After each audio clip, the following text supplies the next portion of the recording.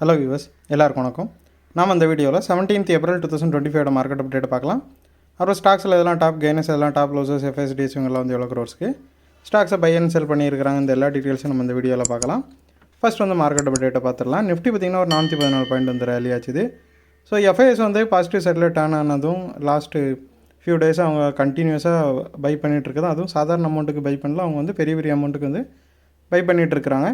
இது வந்து மார்க்கெட்டு வந்து இந்த அளவுக்கு ரேலி ஆகிறதுக்கு காரணமாக அமைஞ்சிருச்சு. டிஎஸ் ஸ்டில் வந்து செல்லர் சைடில் இருந்தாலும் இவங்க வந்து எஃப்ஐஎஸ் அளவுக்கு செல் பண்ணாமல் பாதியான அளவுக்கு தான் செல் பண்ணிகிட்ருக்காங்க. ஸோ அதனால் எஃப்ஐஎஸோட பைக்கு வேறு எந்த நெகட்டிவிட்டியுமே இல்லை. அதனால் வந்து மார்க்கெட் வந்து நல்லாவே ரேலி ஆகிட்டுருக்குது. இருந்தாலும் இது வந்து ரொம்பவே கேர்ஃபுல்லாக இருக்க வேண்டிய சிச்சுவேஷன்ஸ். வந்து இந்த மாதிரி ரேலி ஆகிற மார்க்கெட் வந்து உடனே சரிகிறதுக்கான வாய்ப்புகள் வந்து நிறையவே இருக்கும். அதாவது பெரிய அளவுக்கு சரியில்லைனாலும் கண்டிப்பாக வந்து ஒரு கரெக்ஷன் வரலாம். அது வந்து அதுக்கான வாய்ப்புகள் பிரகாசமாக இருக்குது. அப்புறம் டாப் கெய்னர்ஸில் பார்த்திங்கன்னா ஃபஸ்ட் வந்து எட்டர்னல் இருக்குது, ஒரு 9 பாயிண்ட் ரேலி ஆகிருக்குது. ஸோ எட்டர்னல்னா என்ன கம்பெனின்னு பார்த்தோம் அப்படின்னா ஜொமேட்டோ தான் வந்து அதை வந்து ரீபிராண்ட் பண்ணி எட்டர்னல் அப்படின்னு ஸ்டாக் மார்க்கெட் எக்ஸ்சேஞ்சஸில் வந்து ட்ரேட் ஆகிட்டுருக்குது. ஜேஎம் ஃபினான்ஷியல் வந்து இதுக்கு பைக்கால் கொடுத்துருக்குறாங்க. ஸோ அதோட இம்பேக்டில் வந்து இது கொஞ்சம் ரேலி ஆகிட்டு இருக்குது. அப்புறம் ஐசிஐசி பேங்க் பார்த்திங்கன்னா ஒரு 9 பாயிண்ட் வந்து ரேலியாக இருக்குது. அவங்க வந்து சேவிங்ஸ் பேங்க்கான இன்ட்ரெஸ்ட் ரேட்டை வந்து கட் பண்ணியிருக்கிறாங்க 25 பிபிஎஸ். ஸோ அதோட இம்பேக்ட். அது மட்டும் இல்லாமல் Q4 ப்ரிவியூ வந்து வந்திருக்குது அவங்களோடது, ஐசிஐசி பேங்கோடது. ஸோ அது வந்து கொஞ்சமே நல்ல ப்ரிவியூவாக இருக்குது. அது கொஞ்சம் பாசிட்டிவிட்டியாக வந்து இதோட ரிசல்ட்டுக்கு கொடுக்குற மாதிரி இருக்குது. ஸோ அதனால் ஐசிஐசி பேங்க் வந்து பார்த்திங்கன்னா இந்த அளவுக்கு ரேலியாக இருக்குது.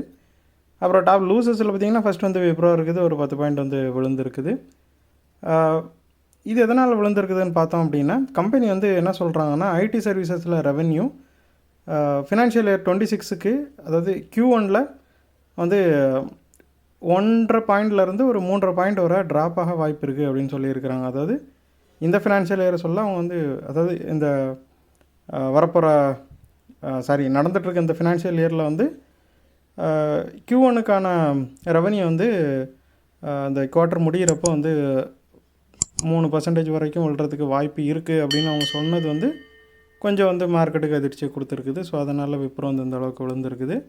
அப்புறம் ஹீரோ மோட்டோ கார்ப்போ பார்த்திங்கன்னா ஒரு 10 பாயிண்ட் வந்து விழுந்திருக்குது. அவங்க வந்து அவங்களோட 4 பிளான்ஸில் வந்து ப்ரொடக்ஷனை ஹால்ட் பண்ணியிருக்கிறாங்க. அவங்க எதுக்காக ஹால்ட் பண்ணியிருக்கோன்னு சொல்கிறாங்கன்னா அதாவது ப்ரொடக்ஷனை நிறுத்தி வச்சுருக்கிறாங்க. எசென்ஷியல் மெயின்டெனன்ஸ் அப்புறம் வந்து ஃபெசிலிட்டியோட இம்ப்ரூவ்மெண்ட்டுக்காக இதை பண்ணியிருக்கோம் அப்படின்னு சொல்லியிருக்கிறாங்க. பட் மார்க்கெட் வந்து இவங்க ப்ரொடக்ஷனை கம்மி, அதாவது டிமாண்ட் இல்லாதப்போ தான் கம்பெனிஸ் வந்து எப்போவுமே ப்ரொடக்ஷனை கம்மி பண்ணும். ஸோ அந்த ஒரு பயத்தில் தான் வந்து மார்க்கெட்டு கொஞ்சமாக இந்த ஸ்டாக் மேலே நெகட்டிவ் அட்டான இருக்கிறாங்க. அது மட்டும் இல்லாமல் ரீசெண்டாக ஒரு ரேலியும் இருந்துச்சு. ஸோ அதோட ப்ராஃபிட் புக்கும் போயிட்டுருக்குது. அப்புறம் எஃப்ஐஎஸை பார்த்திங்கன்னா ஃபஸ்ட்டே சொன்ன மாதிரி அவங்க வந்து ஒரு 3வது கண்டினியூஸ் டேவாக பை பண்ணுறாங்க. 4267 கோடிக்கு வந்து பை பண்ணியிருக்கிறாங்க. டிஎஸை பார்த்திங்கன்னா 2006 கோடிக்கு தான் செல் பண்ணியிருக்கிறாங்க. அவங்க பாதியோட ரொம்ப கம்மியான அளவுக்கு தான் செல் பண்ணியிருக்கிறாங்க. ஸோ இந்த டிஃப்ரென்ஸ் தான் மார்க்கெட்டில் வந்து ஒரு 400 பாயிண்ட் ரேலி ஆகிறதுக்கு முக்கியமான காரணம். டிஎஸ் வந்து 3வது கண்டினியூஸ் டேவாக செல் பண்ணிகிட்ருக்கிறாங்க. ஸோ இந்த வீடியோவில் உங்களுக்கு கொடுத்த இன்ஃபர்மேஷன்ஸ் எல்லாம் கண்டிப்பாக ஹெல்ப்ஃபுல்லாக இருந்திருக்கும் நான் நம்புறேன். இது உங்களோட ஃபியூச்சர் ட்ரேடிங் செஷன் கண்டிப்பாக ஹெல்ப் பண்ணும். இந்த வீடியோ உங்களுக்கு பிடிச்சிருந்துச்சுன்னா லைக் பண்ணுங்கள், ஷேர் பண்ணுங்கள், மறக்காம சேனலுக்கு சப்ஸ்கிரைப் பண்ணுங்கள். அப்படியே இந்த பெல் ஐகானை கிளிக் பண்ணிங்கன்னா டெய்லி அப்டேட்ஸ் தவறாமல் கிடைக்கும். தேங்க்ஸ் ஃபார் வாட்சிங், கீப் சப்போர்ட்டிங். நான் இன்னொரு வீடியோவில் உங்களை சந்திக்கிறேன். தேங்க்யூ.